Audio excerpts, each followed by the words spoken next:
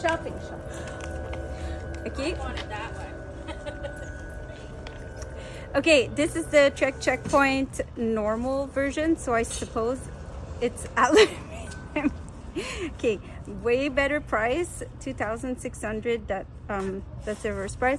This one has a longer stem, so it looks funny on me. But this is a small. I wouldn't go for. Oh, this is my after lunch belly, so I wouldn't go for a extra small. But I would adjust this. But I mean, this is still nice too. Okay. Fun thing is you shift everything on one hand, and the brakes are really nice. Really nice road brake. And yeah, this is easy to go. And it's got the electric shifter. It's a size small, but it feels kind of big. So this is a shorter stem, and it feels and it's super light, and it feels really, really, really smooth. Super smooth.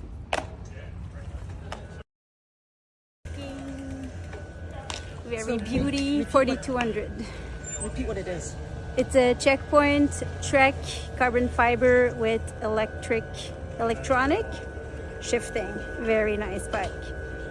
Okay. Okay, coupons too. Okay, this is the Devinci Hatchet, and it's a small. And there's something, it's slightly more expensive, like a little bit, like $200 more than the Checkpoint, so the base model of the Trek. So this is aluminum, but this is carbon, and it's really, really smooth. It's really nice. And it's funny because the Trek that was not electronic shifter, the shifter felt seriously almost a bit cheap. It was kind of weird, and this one feels like right off the shop, really nice. This is gonna be hard. Okay, this is my other bike. This one is a Liv, so giant. It's women specific, so I'm on a small, and it does feel a bit smaller in the cockpit. The grip is super nice. It feels really good. It's full carbon. The shifting is really great, but is not electronic, and it's priced at 4,000. So I find it's pricey for non-electronic because the other the Checkpoint's full carbon etc. electronic was 4,200. So this is a sweet bike. I don't know, it feels good, but it a bit close. And I don't know, higher price point. I'm not sure what to do. This is the Orbea Terra in aluminum frame, single speed chainring, a lot of similarities to yours. The Checkpoint. The big differences I noticed between riding the two, this one is definitely heavier and does not have a carbon frame, so it feels clunkier. And another feature is I did feel the setup on yours is a little bit more directly over the handlebars as opposed to mine, which is a bit of a reach, but that's a fit thing, not a bike thing. Otherwise they're quite similar.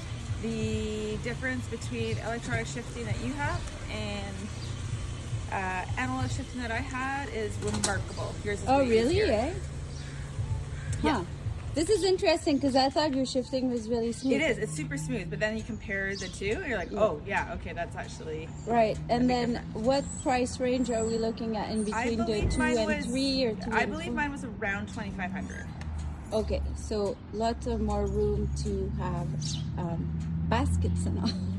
Yes, accessories. This is a giant Revolt Advanced X or something like that. The X means the front suspension.